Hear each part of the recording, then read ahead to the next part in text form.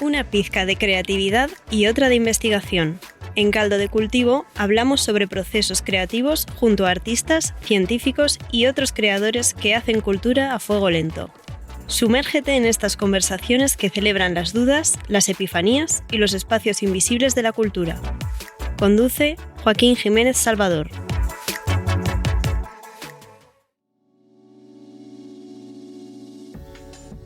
Hola a todos y todas, estamos en un nuevo episodio de Caldo de Cultivo, un podcast centrado en procesos creativos con diversos agentes culturales donde yo tengo el descaro de tratarlos como que fueran mis amigos de toda la vida. Y como dato rosa, les puedo contar que de hecho este programa surgió un poco de un proyecto que se llamaba igual, Mis amigos me explican cosas. La invitada que tengo el día de hoy quiero que sea mi amiga, sí, y seguro que me va a explicar un par de cosas porque está en el epicentro de lo que es el pensamiento filosófico y estético contemporáneo. Me acompaña en el estudio de Radio Inventada Andrea Soto Calderón. ¿Cómo estás, Andrea? Muy bien.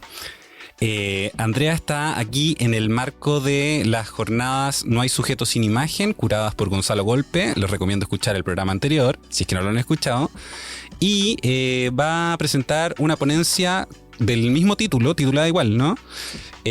Centrada también en correlaciones y análisis de las inteligencias artificiales con métodos de gobernanza, ¿no? Pero como el programa no se trata solamente de la jornada, sino que se trata sobre procesos creativos, vamos a tratar de estrujarle un poquito la mente a Andrea, que probablemente vamos a salir trasquilados.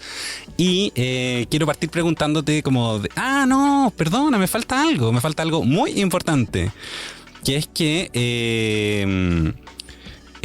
aparte de hablar de tus procesos creativos y cómo te lanzas a investigar y pensar, tenemos un pequeño juego siempre al inicio del programa, que es que nos gusta que te presentes tú, ¿ya? Como hoy. ¿Cuál es tu Andrea persona hoy? ¿Cómo te definirías? Porque yo les puedo contar la definición de Wikipedia, que es que Andrea lleva varios años haciendo como cátedra, investigando sobre el tema de la imagen, que es doctora en filosofía en Barcelona. También les podría contar que escribió un libro con Rancine. O sea, como ya se dan cuenta, pero eso lo pueden googlear. A mí lo que me gusta, Andrea, y lo que nos gusta en el programa y a los escuchas es ¿cómo te defines hoy? ¿Como pensadora, como una canción, como un animal? No, bueno, yo la verdad que soy un poco reacia a las definiciones, aunque me dedico a la práctica o mi práctica de pensamientos de la filosofía, pero siempre me gusta decir que me reconozco como una aprendiz de filosofía, una apasionada aprendiz de filosofía, y es como no he dejado de sentirme cerca de ese lugar, y también en mi trabajo profesional me desarrollo como profesora, pero creo que el lugar de ser profesora también es un lugar de aprendizaje colectivo. Entonces creo que me siento muy, muy cómoda en esa definición, y también materno, y es algo que también me encanta cuidarnos ahí en esa comunidad ampliada de familia, con las amigas y con todo lo que aprendo de la infancia. Entonces tenemos a Andrea en una capa doble de maestra y aprendiz, y sí, que nos gusta mucho porque además incorpora una dimensión afectiva de lo que es un aprendizaje que eventualmente podría ser académico. Está interesante. Muchas gracias por compartir tu definición personal con nosotros. Tenemos como en el fondo una pequeña colección ya de firmas únicas, por así decirlo. Y ahora que ya estamos en esto, metámonos en el meollo de frontón. Andrea, quiero que antes de que nos sumerjamos en los temas vinculados a la imagen, a las inteligencias y a todo lo demás, partamos con la esencia del programa. ¿Cómo es que te dedicas y cómo empieza tu proceso creativo para pensar? Porque además es una dimensión abstracta, bueno, no siempre, en realidad, también tiene dimensiones materiales, pero ¿cómo inicias la investigación de un tema? ¿Cómo te acercas a una idea? Mira, te agradezco mucho la pregunta porque me conmueve, porque yo soy especialmente sensible a los procesos creativos. Estoy muy interesada en cómo se gestan, cómo germinan y cómo se cuidan las problemáticas, y cómo no avanzar demasiado rápido y tratar de sostener, quedarse en el problema y ver qué pide la situación para que ese problema se forme. Te vamos a fichar como copanelista fija entonces de este programa. Y de esto tengo un trabajo que se ha iniciado desde hace varios años ya, que es como una práctica que a mí me ayuda a pensar y que forma parte de mi proceso creativo, que es ir al taller de pensadores, pensadoras, creadores, sobre todo de gente que se dedica a así denominados artistas, ¿no? A prácticas creativas en ese sentido, y acompañarles algunos días para ver sus maneras de hacer, cómo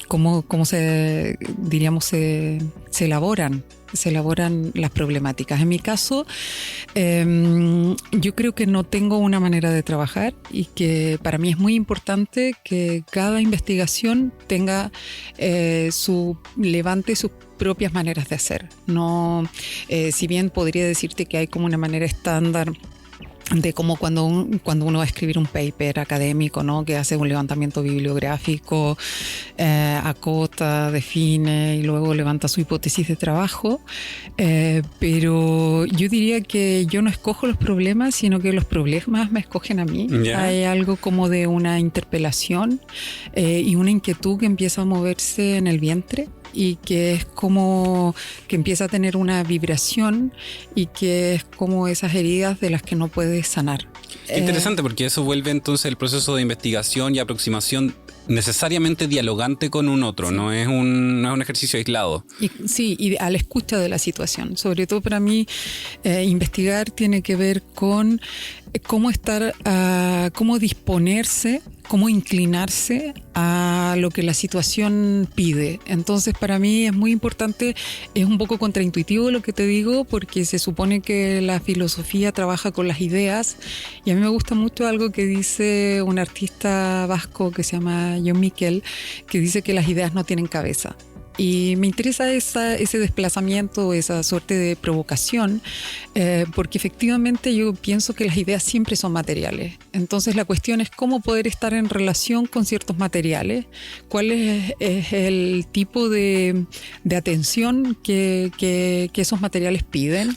Cuando hablas de la idea como un material, ¿te refieres en el fondo como a una sustancia de trabajo? ¿Como sí, algo por ejemplo, para ser moldeado? ¿O como los insumos? ¿O? No, me refiero cuando hablo de materiales, me refiero a un material. Puede ser un concepto, puede ser un olor, puede ser algo que tú escuchaste, puede ser una imagen que viste en la publicidad, que viste en el cine, y cómo coagulan y cómo se articulan y cómo se relacionan todos esos materiales. Para mí los conceptos también son materiales. ¿Y qué tipo de relación piden? Entonces, por ejemplo, ahora, en la investigación que estoy ahora, que es una investigación en torno a la noción de imagen-escena, es ir buscando rastros, ir articulando la pregunta a personas que a mí me interesan, pero es como una suerte de colector, uh-huh. ¿no? Que va cogiendo distintos materiales, pero yo no me siento como la que tiene la agencia fuerte y que luego va a organizar esos materiales, sino tratar de estar a la escucha de cómo esos materiales se van organizando también. Como una pensadora que se deja estimular por el medio en el cual se está sumergiendo. Afectar, diría claro. yo. Mm. Sí, que es cómo poder estar en disposición para ser afectado por ese lugar en el que te encuentras, y por estar a la escucha de la situación. Ocupo la palabra escucha, que también es como una suerte de contraintuición en relación a las imágenes que siempre se asocian con la claro. mirada y con los ojos, pero que creo que tiene un sentido mucho más amplio, y que tiene que ver precisamente con un anclaje contextual. En algún momento he llegado a decir que creo que son los vínculos los que nos liberan, y no la postura contraria, ¿no? Que es la que promueve las formas de producción capitalista, que es generar un individuo fuerte, competitivo, que se posiciona contra el otro. Y las maneras en que nos vinculamos son muy importantes para la textura que adquieren las reflexiones. Entonces, por eso pienso que cada investigación pide procesos distintos. Por ejemplo, en algún momento estaba pensando en torno al movimiento y me di cuenta que las ideas que tenemos del movimiento están muy orientadas por la idea del sujeto fuerte que va a realizar una acción y que con su voluntad va a mover o ejercer una fuerza que va a transformar algo. Y yo decía, esa idea de movimiento tiene evidentemente su potencia, pero es muy restrictiva también para tratar. Hay ideas del movimiento que no nos dejan mover. Claro, entonces necesitaba ir a la danza. Un lugar. Claro. Entonces necesité ir a la danza, por ejemplo. Y ese ir a la danza no es ir a mirar danza, sino ir a moverme con la gente que danza para pensar en el movimiento. Entonces eso transforma y altera completamente mi manera de entender los problemas, no solo la perspectiva, sino el pensamiento se teje desde otro lugar, y en otro momento es a través de imágenes, a veces es haciéndome notas de audio caminando, porque no se piensa igual escribiendo eso ya lo decía Nietzsche, ¿no? Claro. Que las infraestructuras del pensamiento articulan también tu manera de pensar. Entonces a veces yo escribo mucho a mano, todo lo que escribo primero lo escribo a mano, o sea, tengo muy incorporada esa relación con ese gesto, pero me di cuenta que si yo quiero pensar o cuidar la diferencia, no puedo pensar siempre de la misma manera, incluso en la posición corporal en la que estoy. Entonces voy experimentando con las formas y voy viendo cómo esas formas pueden afectar también. No hay una separación entre el contenido y las formas, sino que forma y contenidos se articulan en una tensión y en una relación. Y cuando empiezas a encontrar estos materiales en los lugares a los que vas a explorar, a través del pensamiento, pero también a través de la vinculación con las prácticas, ¿cómo empiezas a hacer la traducción de esos materiales? Porque igual terminan bajándose en formas verbales, terminan bajándose en construcciones como vinculadas más a tu área de la filosofía. Sí. ¿Cómo traduces esas experiencias estéticas dentro del pensamiento estético?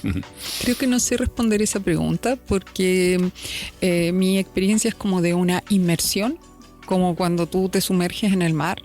Entonces, y estar en esa inmersión. Y luego lo que hago habitualmente cuando estoy escribiendo, me levanto a las 5 de la mañana. Una persona metódica. En ese momento en que estás entre el sueño y la vigilia.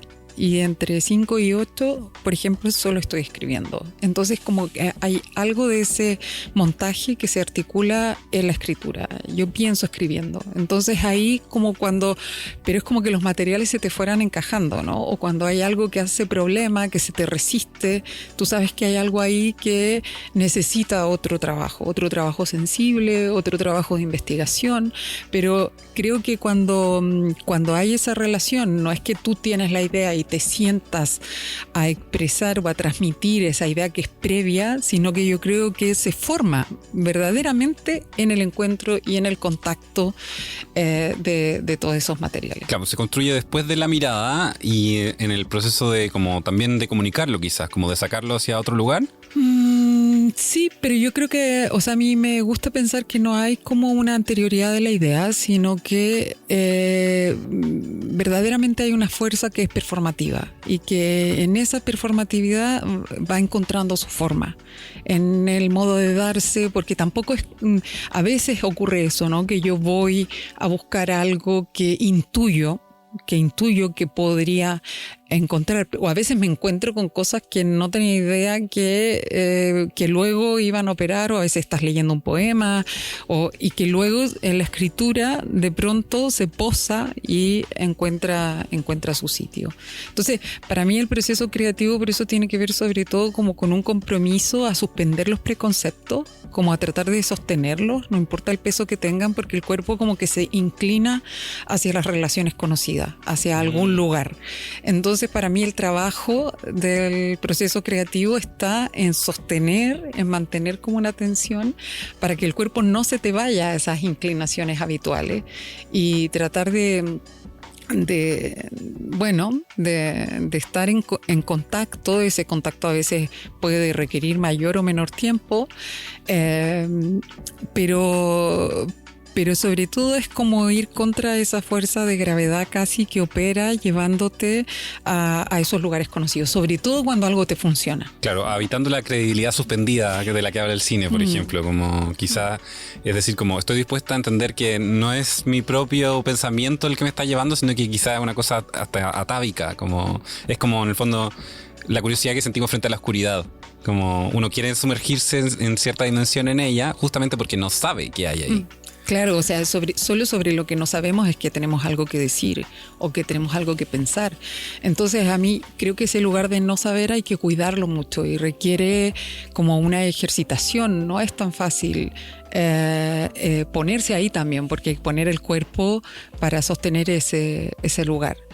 Y luego también porque yo pienso que la imaginación no es algo que te pertenece o las ideas no te pertenecen, la imaginación es colectiva. Entonces, en realidad, si hay algo que hace una en el trabajo de la escritura es poder participar de esa realidad colectiva y como mucho anudar, ¿no? Generar ciertos anudamientos en donde algo de la singularidad personal se inscribe. Bueno, ya has estado anudando bastante en el tema de la imagen.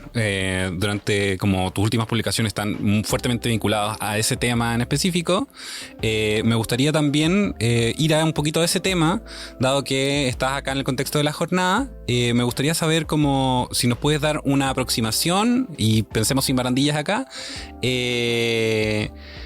una aproximación a cómo estás entendiendo el concepto, el alambicado concepto de la imagen como hoy, como pensadora. Nuevamente es una foto tal como hicimos en la presentación, que tiene que ser variable y seguramente va a ser variable según tu práctica como pensadora. ¿Cómo estarías definiendo la imagen hoy y cómo la comprendes en función de las agencias que le estás atribuyendo a la misma? Mira, yo diría que casi todo mi trabajo ha sido a elaborar un paisaje digresivo de la pregunta ¿por qué son las imágenes? Y me interesa mucho, me he intentado desviar a la cuestión de qué hacen las imágenes, porque a veces a través de la pregunta de qué hacen las imágenes nos permite comprender mejor cuáles son sus campos de definición, ¿no? O cuál es la operatividad en la que se están moviendo, cuáles son los estatutos, los roles. Claro, por eso mismo te preguntaba por las agencias. Exacto. ¿Cuáles son esos modos de operatividad que tienen? Y para mí, hoy día yo creo que es como bien urgente a lo mejor hacer una diferenciación, así como, por ejemplo, no toda palabra es poema, ¿no? No toda imagen es imagen en lo que yo entiendo como una imagen crítica o que abre un espacio crítico. Y en ese sentido, para mí, una imagen, ¿no? Por ejemplo, no se puede comparar una imagen del arte con la imagen del semáforo o con una imagen que lo que presenta es una infografía estadística. Claro. Entonces, llamarle a todo de la misma manera, yo creo que presenta muchas confusiones. Para mí, una imagen en el sentido fuerte es la que abre una capacidad de imaginar una realidad que todavía no existía. Y en ese sentido tenemos muy pocas imágenes. Contrario a lo que se dice, ¿no? Que hay saturación de la imagen, en realidad tenemos una profunda escasez de las imágenes. Tenemos una abundancia y una repetición de las mismas imágenes o de muy poquitas imágenes que son como imágenes enlatadas que nos dejan de... ¿no? Incluso nosotras en plataformas como Instagram nos ajustamos a sus encuadres, a sus filtros. A esa otra dimensión de la imagen, como exacto. Meta, no solamente dentro del conjunto de píxeles o conjunto de pigmentos, te refieres como a cómo se estructuran las imágenes. Cómo se estructuran también. Incluso, cómo circulan y cómo nos hacen circular. Entonces, yo pienso que es muy impresionante como nunca habíamos estado tan expuestos a las imágenes y al mismo tiempo la producción de imagen había sido tan opaca y cómo habíamos sido tan expulsados de nuestra propia creatividad. Entonces yo a veces reivindico esto, ¿no? De un derecho a las imágenes que parece paradójico en una sociedad que parece que todo lo que necesita es un ayuno de imágenes. Pero la pregunta ahí para mí es ¿por qué es tan importante saturar lo visual de ese exceso de imágenes? Y yo creo que ahí es muy importante entender los lugares que las imágenes ocupan en la creación de las consistencias imaginarias de lo que se entiende por la realidad, ¿no? ¿Como la configuración de discurso? ¿A eso te refieres? Como no de discurso, de imagen. Por ejemplo, la consistencia imaginaria de que no es posible una alternativa al capitalismo. O la consistencia imaginaria de que no es posible crear una revolución y no solo una revuelta de transformación social. O sea, en el fondo tenemos muchas imágenes sobre pocos temas o con pocas profundidades que además responden a intereses, claro, como muy modeladas, como perfecto, que operan como con métricas del modelaje, con muy poco índice de variación. Existen, entonces, ¿cómo se cuida la riqueza de las formas? Como tendiendo al promedio. Exacto. Exacto. Entonces, a mí me parece que las imágenes ocupan un rol fundamental. No es casual que la expansión de la globalización y del capitalismo vaya de la mano con la expansión de la saturación del exceso y repetición de algunas imágenes, y que haya esa captura por arriba a través de la industria cultural en las formas de la serie, ¿no? Que claro, vemos más o menos las mismas imágenes, ¿no? Entonces hay una captura incluso de nuestro mundo onírico.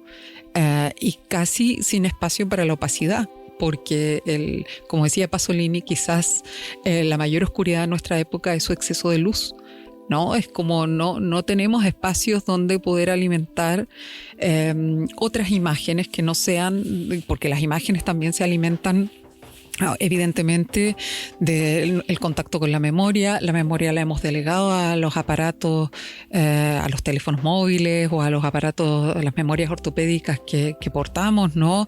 O la relación afectiva o la relación del gesto, que también ha sido estereotipado por los modos de producción.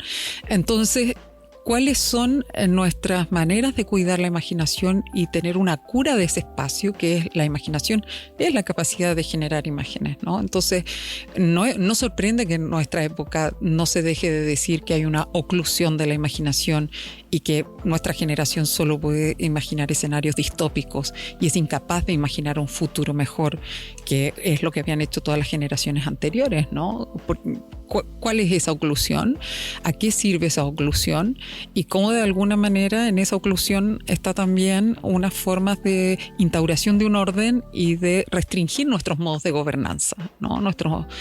Pensar las formas de autonomía. Y en esto me parece súper importante porque a veces creemos que todas estas infraestructuras son sólidas, inamovibles. Ahora mismo, antes de empezar este diálogo, estamos hablando, ¿no?, de la suerte de colapso que hay en los aeropuertos por la caída de Microsoft, sí. ¿no? O sea, como podríamos decir como una suerte de, no quiero simplificar los términos, pero ahí de alguna manera se deja ver en parte la fragilidad de los sistemas. O sea, hay pies de barro, por lo menos, en las estructuras configuradas, que se configuraron a través de establecer esta hegemonía de la imagen. Exacto.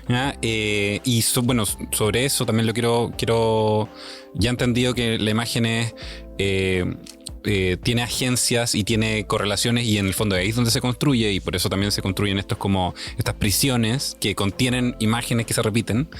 Me gustaría saber qué piensas respecto a la irrupción de este nuevo generador de imágenes, que son las inteligencias artificiales, y como qué tipo de hegemonías crees que vayan a ir generando, y además ¿qué opciones tenemos como de contrasimilar esas imágenes? Que yo aquí quiero confesar que yo tuve la suerte de leer ya la ponencia de Andrea, entonces como que estoy robándole cositas para poder hacer esta pregunta.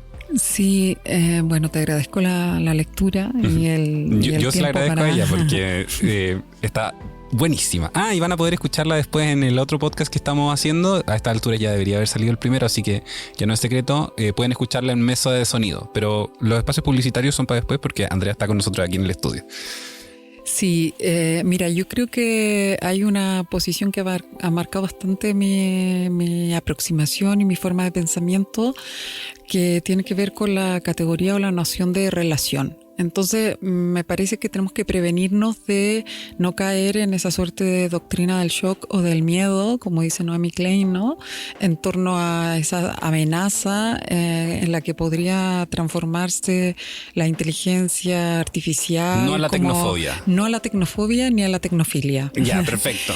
Pero tampoco, sino que es buscar ese entre denso, no es buscar la posición intermedia entre los dos polos, sino ese entre denso, complejo, no renunciar a la complejidad, porque a mí lo que más me preocupa en realidad de estos desarrollos de la técnica no es la técnica en sí, el problema no es la técnica. La herramienta hemos tenido siempre. Sino aunque esta herramienta introduce novedades que no habían comportado ninguna como la otra caja pura dentro de su funcionamiento. Que tiene que ver con esa liberación de que no solamente es algo que se programa para ejecutar labores, sino que crea relaciones de los cuales nosotros no tenemos control. Entonces,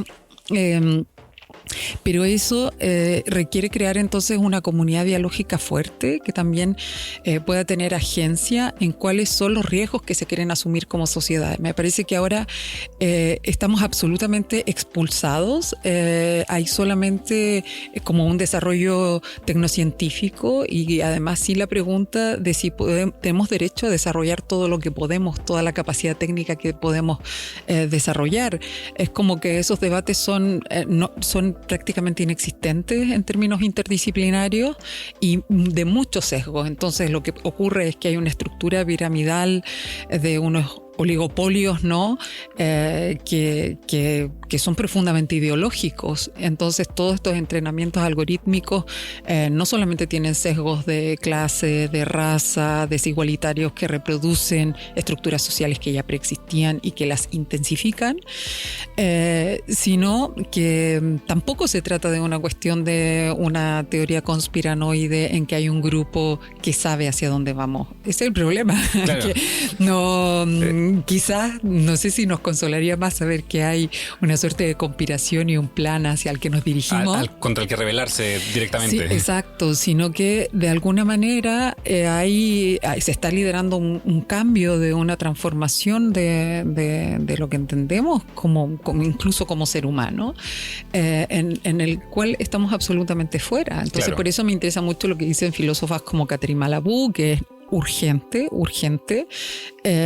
generar estructuras democráticas, que se abran esos códigos que son extremadamente opacos y que haya legislación o con las herramientas que tenemos, las herramientas democráticas con todas las falencias que tienen nuestras democracias contemporáneas, pero que son herramientas mínimas para asegurar algunas condiciones, ¿no? Que ni siquiera necesitan ser demasiado excepcionales, sino mínimamente razonables. Entonces, pienso que hay evidentemente todo un potencial que se abre, la capacidad especulativa que tienen las imágenes, en la tecnoimaginación, como llamaba Willem Flusser, ¿no? En la capacidad de ampliar ese espectro y de abrir una red colaborativa de donde beben muchas de estas estructuras, ¿no? Que tiene que ver con redes de comunidades compartiendo los conocimientos y articulándose desde ahí. No se trata de volver a una utopía de los inicios de Internet, de esta herramienta que nos iba a liberar, pero sí que pienso que es extremadamente urgente abrir los debates precisamente en torno a los modos de gobernanza y de incluso volvemos a la cuestión de la pedagogía, ¿no? De la dimensión de cómo se están generando estos procesos de entrenamiento, de formación, de pedagogías, ¿no? Para máquinas. Que sean pedagogías de transformadoras y de obertura, ¿no? En donde justamente esa diversidad y esa ecología medial sea regulada. Claro, entonces también antes de pensar en las inteligencias artificiales, quizás deberíamos estar pensando más en nuestras inteligencias, en cómo protegemos una mala palabra porque lo ponen en oposición, pero quizás como en el fondo, cómo podemos dialogar entre nuestros propios imaginarios para no perderlos, porque este también es un concepto que te leí, que es como el robo del mundo imaginario.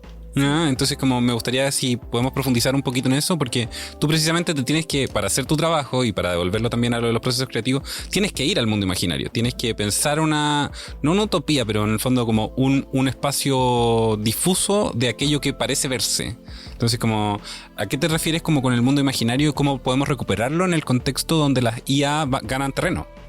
Claro, yo creo que muchas veces se ha entendido la imaginación como una suerte de ensoñación o algo que ocurre como lo contrario de la realidad, ¿no? Como lo contrario de lo real o de lo así llamado real, pero en realidad la imaginación crea condiciones materiales de posibilidad para que la realidad sea. Por eso han sido tan importantes las ficciones en toda la historia de la humanidad. Porque de alguna manera la imaginación no solo genera imágenes de la realidad, de representación de la realidad, sino que tiene la capacidad de cantar la realidad, como diría Bachelard, ¿no? ¿Qué quiere decir ese cantar la realidad, que es una fórmula poética maravillosa? Quiere decir que justamente que nos empuja o que puede permitirnos, ¿no? Como el Ícaro, ¿no? Bueno, que antes de que se creara la mayoría de los proyectos tecnológicos han sido primero supuestamente un delirio de la imaginación de alguien, ¿no? Justamente tiene que ver, para mí, imaginar es inscribir en la vida una posibilidad. Luego hay que encontrar sus modos de efectuación, evidentemente.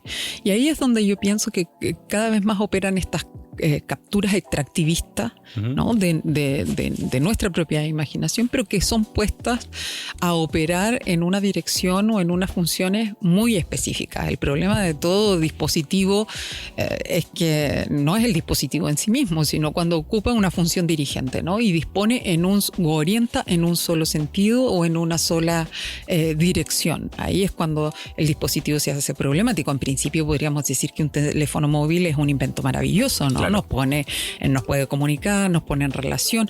Cuando el dispositivo se transforma el único camino de relación. Exacto. Cuando el aparato, ¿no? O sea, te atrapa y en vez de liberar posibilidades de relación, lo que hace es cerrar y capturar un mundo en una dirección específica. Claro, no es que las otras opciones necesariamente tampoco sean mejores, sino que en el fondo es la idea del monopolio. Exacto. De ciertos tipos de atención. Sí. Claro. Sí, absolutamente. Y yo, monocultivo de las infraestructuras, monocultivo de la manera en que se articulan las relaciones. En el caso de la inteligencia artificial, efectivamente. Estereotipos visuales. Claro, no solamente los estereotipos visuales, sino como las nuevas camadas de borrado, ¿no? De formas de vida. Que a mí eso en principio no me parece mal, me parece interesante, que creo que hay una fuerza de resistencia en que no nos vean, ¿no? O que no haya a veces sí que creo que son importantes las disputas de la representación, pero creo que hay una potencia y una fuerza creadora en esa opacidad entendida ya como un régimen que no se deja cooptar. Como la resistencia del anonimato, como del anonimato exacto, visual, por así decirlo. Sí, creo que hay ahí una fuerza. Entonces, en ese sentido, pienso que es muy complejo porque... Pero puede ser que eso también igual quede empujado porque lo otro es demasiado hegemónico, entonces como que en el fondo es como, de repente no es decidir dejar de dar la pelea. Yo, cuando leí tu texto, sentí mucha pasión por el cine de nuevo, por ejemplo, porque dije como, tengo que construir imágenes, ¿cachai? Como tengo que volver a mi imaginación, ¿ya? Y me di cuenta de que el cine como disciplina y a través de su subgénero y sus estructuras de industria se ha estandarizado de cierta manera y se entiende de cierta manera. Entonces lo estoy llevando a este campo porque me resulta más fácil poder dialogar con la idea no abstracta. Y ¿por qué comento esto? Porque en el fondo el anonimato puede ser que sea como solo bajar los brazos también, ¿o no? No, yo creo que justamente la fuerza del anonimato está en que no es bajar los brazos, sino que es en articular otros modos de relación, otras formas de hibridación incluso, de otras ciertos rituales fugitivos, no de fuga, sino como que no se dejan atrapar, efectivamente. Sí, lo entiendo. Entonces, pero eso requiere un trabajo activo, no es así como bajar los brazos, sino porque la máquina te va a perseguir, y también la estructura. No, porque ese trabajo activo también exige otro tipo de relación con esas tecnologías. Es como también llevar a que también es cómo tú puedes de alguna manera articular ciertas relaciones con esa tecnología que no están previstas de antemano para que operen en esos sentidos. Entonces, a mí me parece que efectivamente ahí hay como una, diría yo, quizás mucho que aprender de otras formas de inteligencia, ¿no? Que muchas veces tenemos ese modelo de la inteligencia centralizada y quizás tenemos mucho más que aprender de la manera en que se desarrollan organismos como los vegetales, ¿no? Que redistribuyen. Ir a otras imaginaciones, por decir, a otros imaginarios, en realidad. Cómo la vida se imagina desde otros lugares. Como imaginarios no antropocentristas, en el fondo.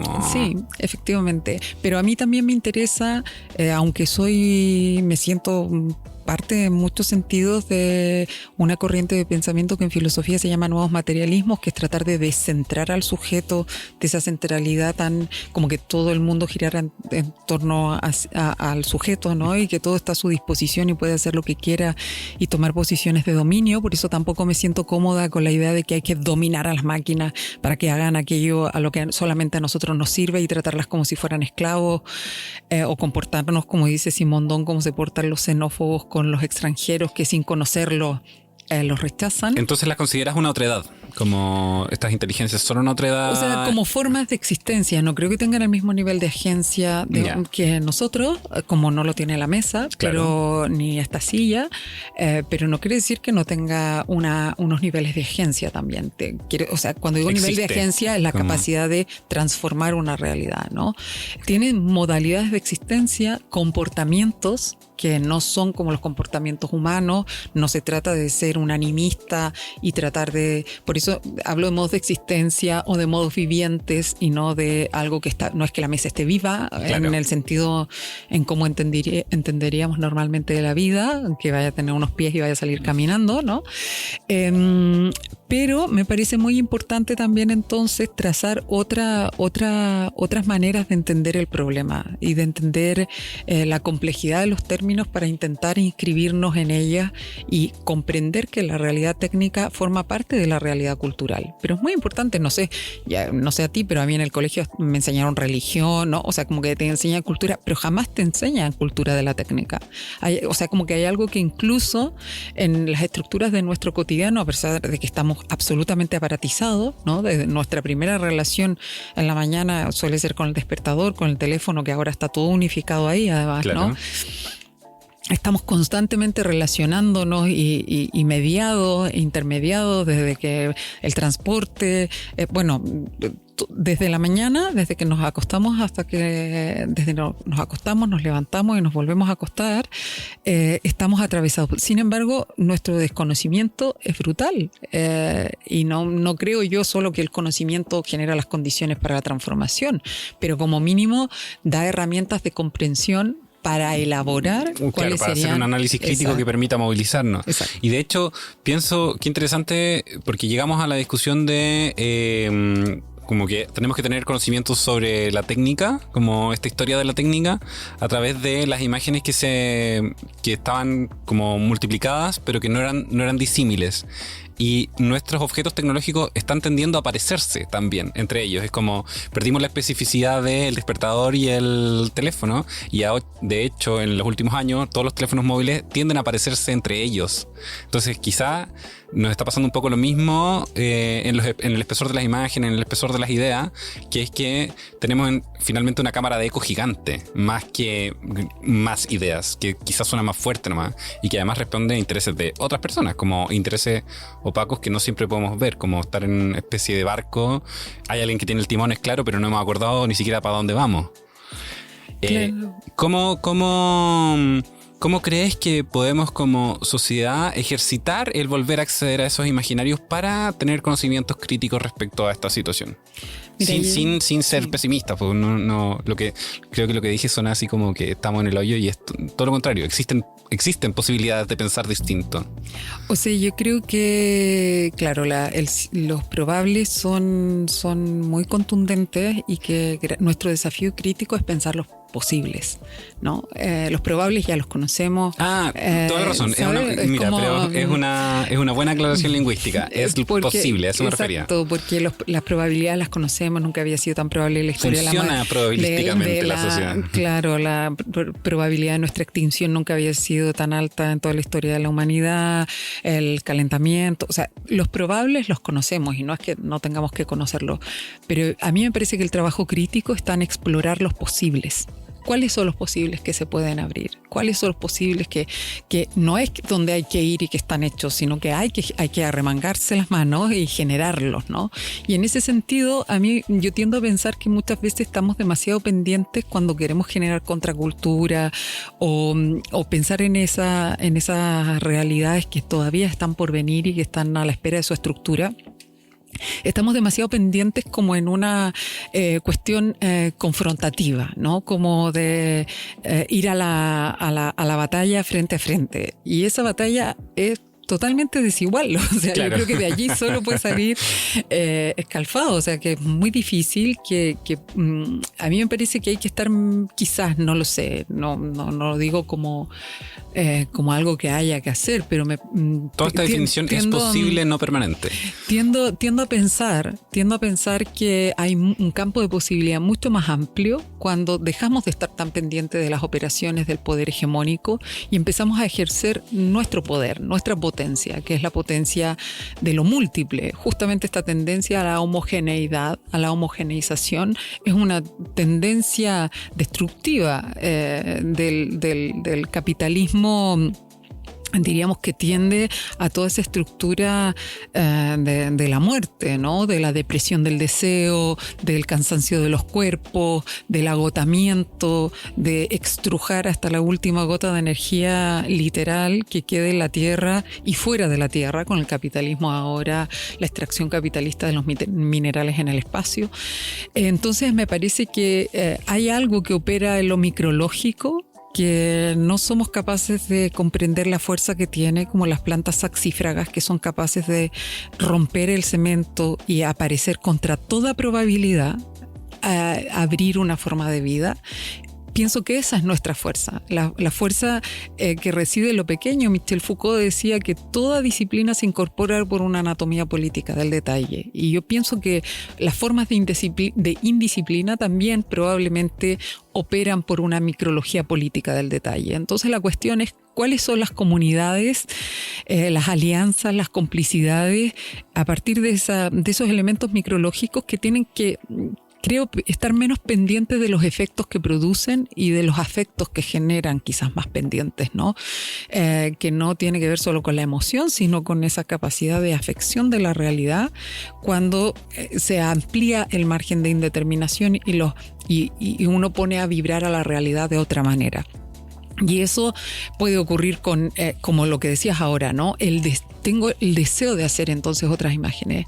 Es como, tiene que ver con una cuestión de deseo, no tanto de imperativos morales de lo que debemos hacer o no debemos hacer, sino cómo poder encontrar otras energías deseantes, otras economías libidinales que puedan formar esas comunidades comunidades de complicidad que todavía no existen. Y esas comunidades que sean capaces de crear estas imágenes, ¿no? O sea, por eso yo he pensado tanto que la crítica de la cultura visual no tiene que ser contra la imagen, sino cómo se puede pensar, contestar desde las imágenes, hacer una crítica desde las imágenes, abriendo otros espacios imaginarios que no sé, así como opera la publicidad y que todo nuestro deseo lo conduce al consumo. En el fondo, llevar la imagen como un fuego, como que te lleve hacia adelante, sino que no rebelarte contra él y decir como, sí, efectivamente, como lo vemos en las hegemonías, se ocupa esa potencialidad, esa agencia de la imagen, ¿por qué no lo estamos haciendo nosotros también? Como que creo que por ahí debería ser la pregunta, como tomemos el viaje de la imagen. Efectivamente, esas infraestructuras son muy imponentes, pero al mismo tiempo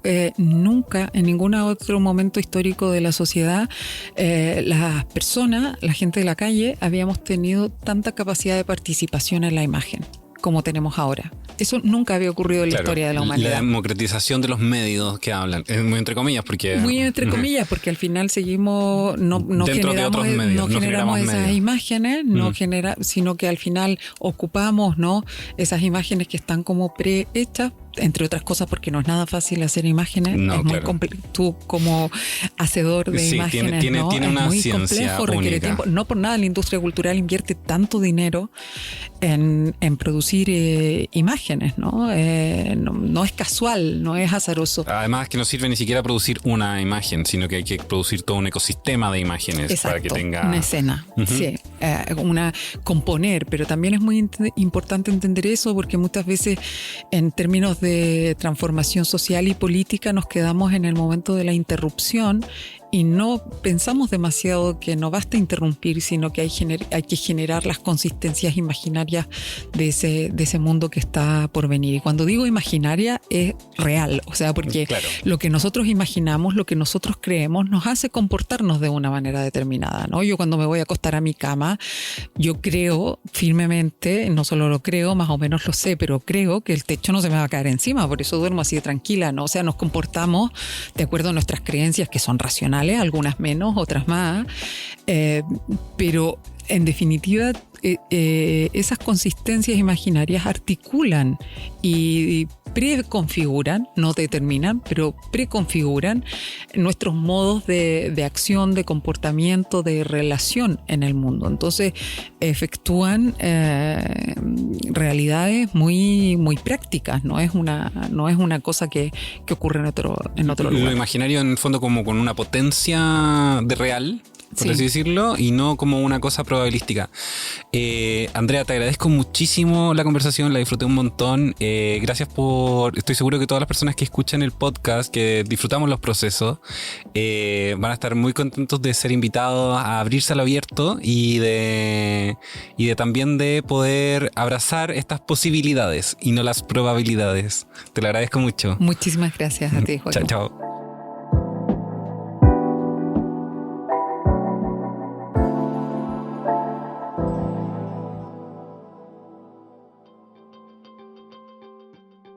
Esta producción sonora fue realizada en los estudios de Radio Inventada del Centro Cultural de España en Santiago.